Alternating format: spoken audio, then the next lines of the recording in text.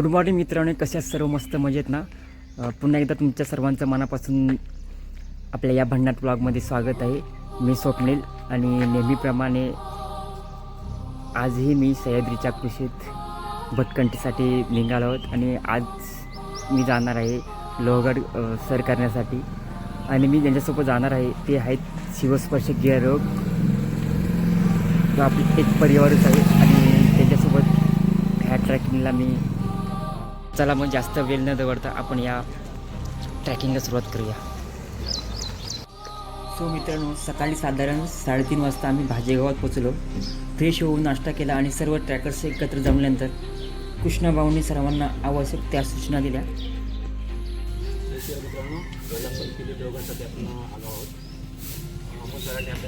त्यानंतर सर्वांनी मिळून जोशात शिवगण दिली आणि आमच्या ट्रॅकिंगची सुरुवात झाली. छत्रपती शिवाजी महाराजांचा विजय हो. छत्रपती शिवाजी महाराजांचा विजय हो. छत्रपती शिवाजी महाराजांचा विजय हो. सरजा श्री श्री श्री छत्रपती संभाजी महाराजांचा विजय हो. छत्रपती संभाजी महाराजांचा विजय हो. छत्रपती संभाजी महाराजांचा विजय हो. नमः पार्वती पते हर हर महादेव. सुरुवातीला समोर एक सुंदर धबधबा लागतो, पण सध्या पावसाने अजून जोर धरण असल्यामुळे ते पाणी नाही आहे. याच मार्गावर वरच्या बाजूला प्रसिद्ध भाजी लेणी आहे. आम्ही पुढे याच रस्त्याने चालत निघालो.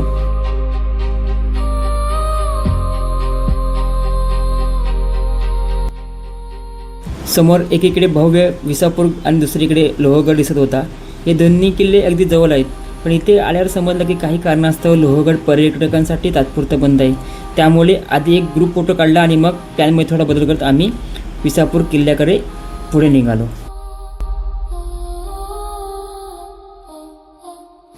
आमचा मूळ प्लॅन लोहगडच होता, पण आता विसापूरची सफरही तितकीच रोमांचक होणार आहे. चला तर मग सुरू करूया आजचा ट्रॅक. शांत वातावरण, सुंदर वातावरण, मन प्रसन्न करणारं वातावरण.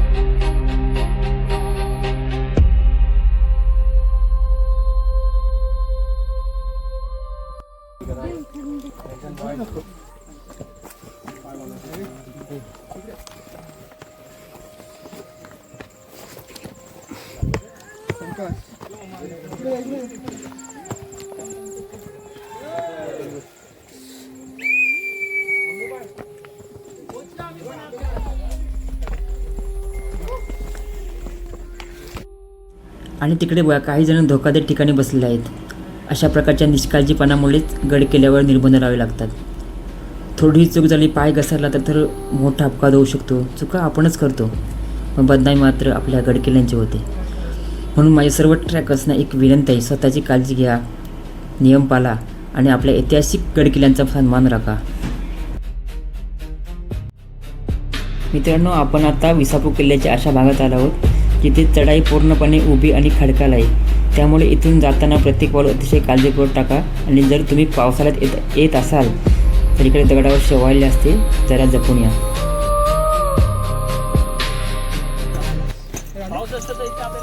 पाण्याचाच मार्गच आहे तो.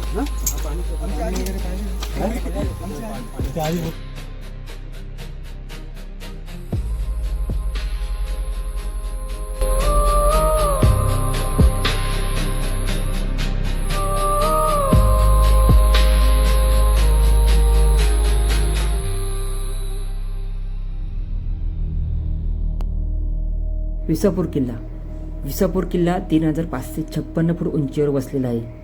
ज्याच्यामुळे तो त्याचा भाऊ असलेल्या लोहगडापेक्षा उंच आणि मोठा आहे. लोहगड एक पूर्वीची वास्तू होती, जिच्यावर यादव आणि मुघलांसह अनेक राजवंशांनी राज्य केले. तर विसापूर किल्ला मराठ्यांनी प्रादेशिक संरक्षण मजबूत करण्यासाठी खास बांधला होता. मित्रांनो, अखेर आपण विसापूर किल्ल्याच्या माथ्यावर पोहोचलो आहोत. समोर तुम्हाला किल्ल्याचे अवशेष दिसत आहेत. कालाच्या ओघात अनेक वस्तू उद्ध्वस्त झाल्या.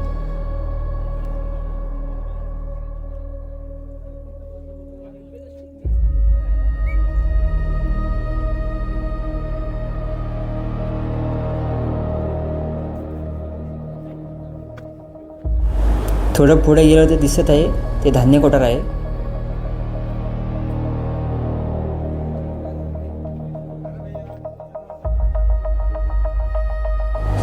पूर्वी धान्य आणि इतर आवश्यक वस्तू इथे सुरक्षितपणे साठवून ठेवल्या जात असत.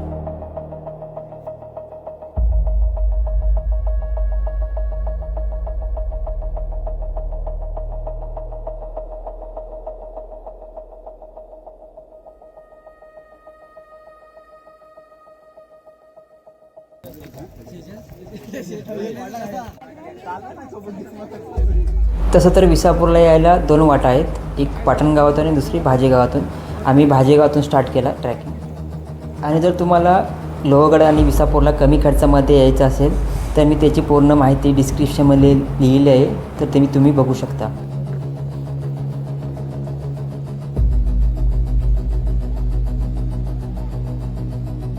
आता आपण किल्ल्याच्या मजबूत तटबंदीवरून चालत आहोत. येथून दिसणारा निसर्ग ट्रॅकरला एक वेगळाच अनुभव देतो.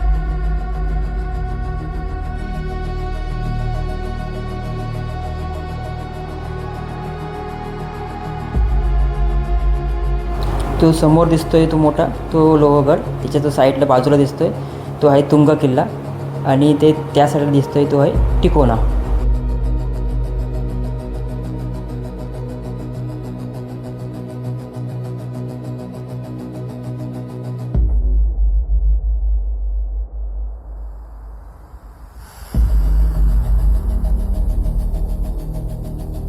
आणखी एक महत्त्वाची सूचना, आम्हाला इथल्या का दगडाखाली साप दिसला होता, त्यामुळे तुम्ही इथे ट्रॅकला येणार असाल तर विनाकारण दगडावर किंवा दगडाच्या फटीजवळ बसू नका.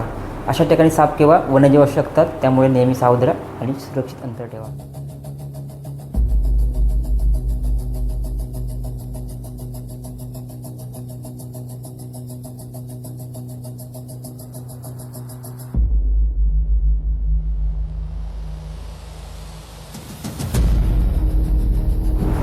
मित्रांनो, आता आपण किल्ल्यावर 2 महत्त्वाच्या वास्तूजवळ आलो आहोत. ते काला तर घ्यायला मग वरती नाही.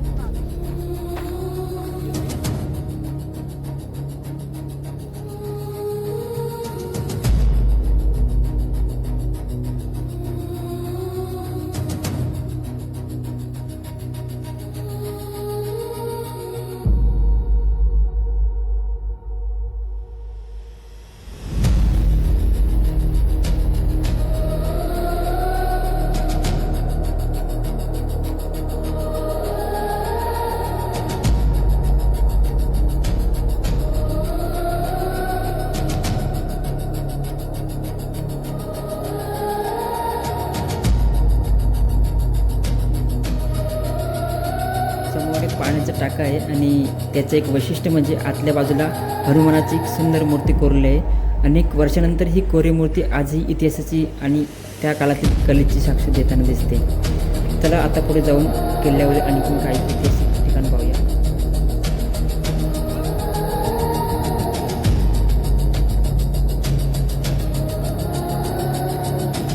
समोर दिसणाऱ्या मोठ्या वास्तूचा काही ठिकाणी वाडा उल्लेख आढळतो, तर काही ठिकाणी दारू कोठार म्हणून ओळखलं जातं. नेमका याबद्दल इतिहासामध्ये वेगळी मत आहेत. सध्या आतमध्ये खूप गर्दी असल्यामुळे आपण आत जात नाही आहे. आधी या वास्तूभोवती एक फेरी मारूया.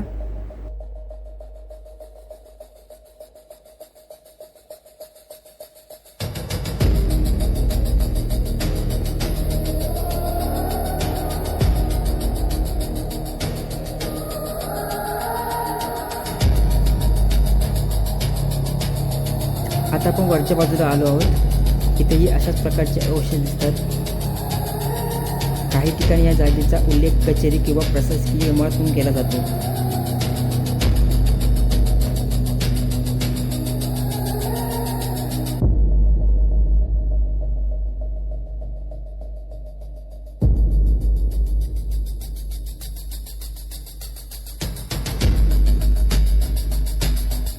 कालाच्या ओघात या वास्तूचं मोठं नुकसान झालं आहे. तुम्ही पाहू शकता एका बाजूची संपूर्ण भिंत कोसळली आहे. चला पुढे जाऊया. याची तोफ आहे, यामध्ये अजूनही आतमध्ये गोल आहे, आणि जी खालच्या बाजूला दिसते ती मोठी आहे, आणि जो पाटण गावातून पायवाट येते याच बाजूला वरती येते.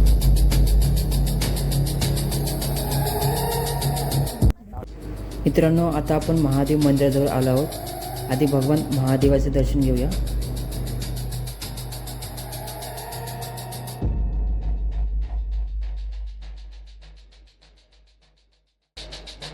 समोर तुम्हाला नंदीची मूर्ती सुद्धा आहे.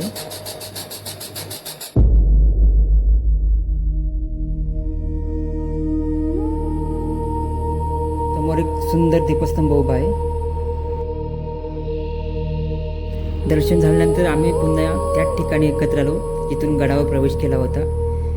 तेवढ्यात इथल्या काही लोकांकडून माहिती मिळाली की लोहगड आता पर्यटकांसाठी पुन्हा खुला करण्यात आला होता.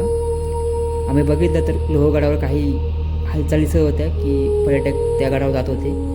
मग काय सगळ्यांना एकत्र विचारलं लोहगडला जायचं का, आणि सर्वांचा उत्साह पाहून निर्णय झाला नक्की जायचं.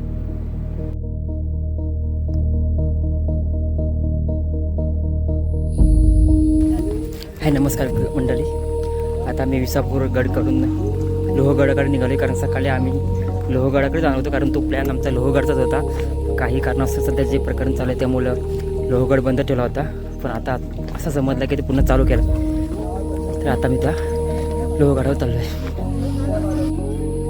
मित्रांनो, आता आपण लोहगडाच्या पायथ्याशी पोचलो आहोत. आमच्या ग्रुपमधले काही ट्रॅकर्स अजून येत असल्यामुळे आम्ही थोडा वेळ इथेच थांबलो आहोत.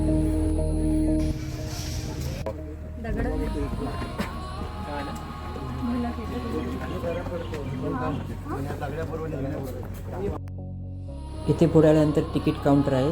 लोहगडावर प्रवेश करण्यासाठी 25 रुपये शुल्क आकारलं जातं.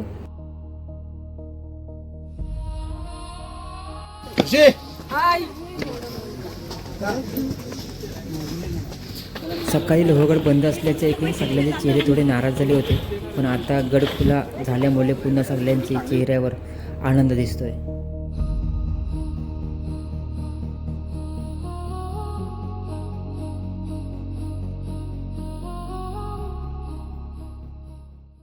थोड्या पायऱ्या चढल्यानंतर वरती एक व्ह्यू पॉईंट आहे. लोहगड चढत असताना 4 दरवाजे लागतात. पहिला गणेश दरवाजा, दुसरा आहे नारायण दरवाजा, तिसरा हनुमान दरवाजा आणि त्यानंतर येतो तो महादरवाजा. आता आपण समोर पोचतो येतो गणेश दरवाजावर.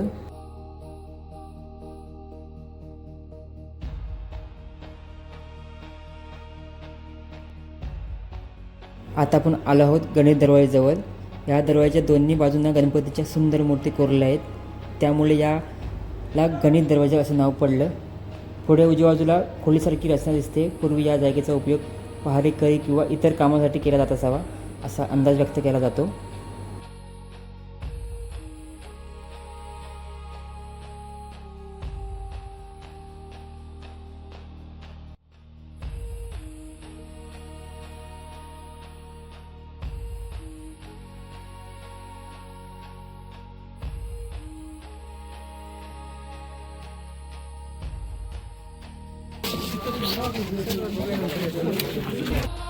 लोहगड सातवाहन काळात बांधलेला हा किल्ला यादव, मुघल आणि मराठ्यांसाठी एक महत्त्वाचा बालेकिल्ला होता. छत्रपती शिवाजी महाराजांनी 1648मध्ये तो जिंकला आणि सुरतच्या लुटीचा खजिना साठवण्यासाठी त्याचा वापर केला.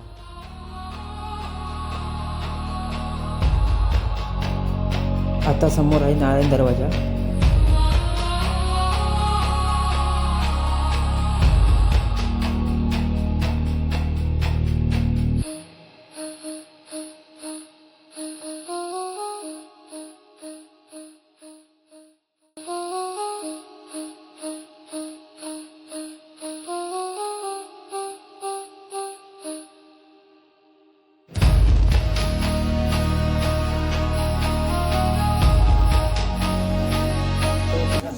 आता हे आहे धान्य कोठार. पूर्वी येथे धान्याचा साठा केला जात असे. सध्या यामध्ये पाणी साचलेलं दिसतंय. किती स्वच्छ पाणी दिसते. हा आहे हनुमान दरवाजा.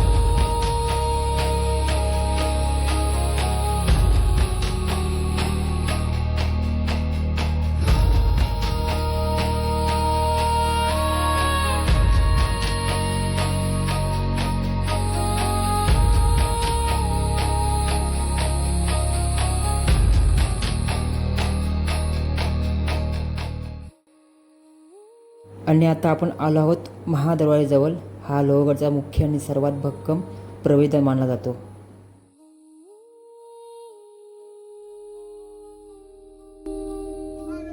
महादेव महादेव जय शिवराय जय शिवराय.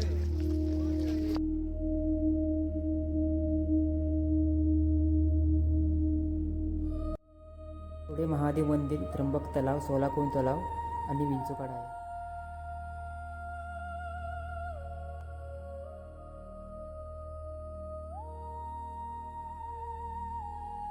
हे त्र्यंबक तलाव आहे.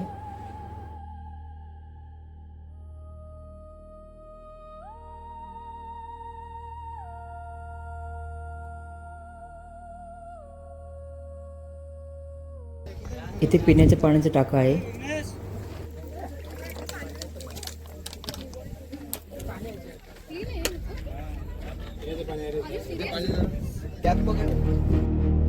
आता आपण विंचूकड्याच्या दिशेने जात आहोत.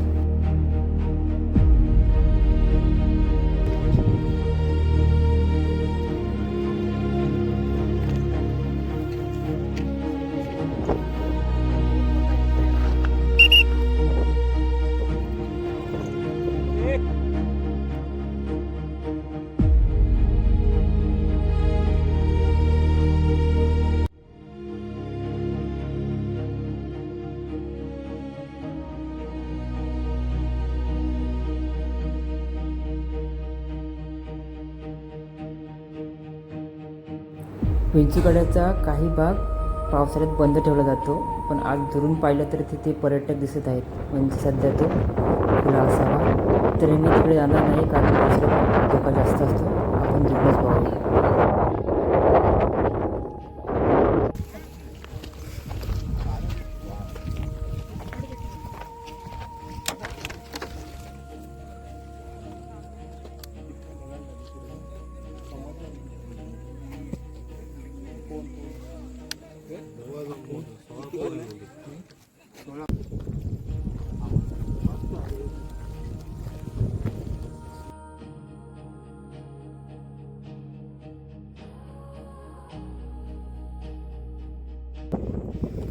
समोर दिसतोय तो विसापूर किल्ला आणि त्या साईडला बघा पाऊस हलका हलका पडतोय.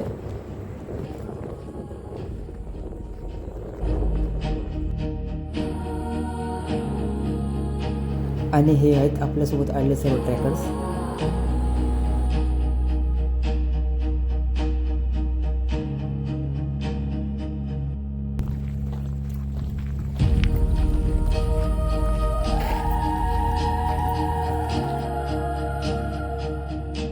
ही आहे घोड्यांची बागा. पूर्वी किल्ल्यावर असलेल्या घोड्यांना इथेच बांधलं जात असे.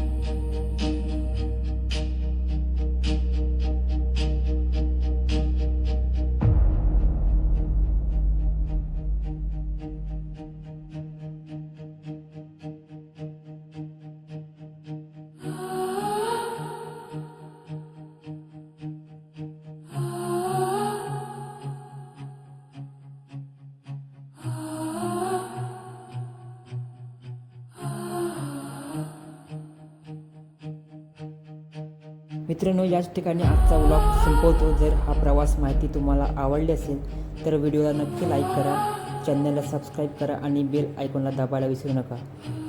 पुन्हा भेटू अशाच नवनवीन भटकंतीत. जय शिवराय.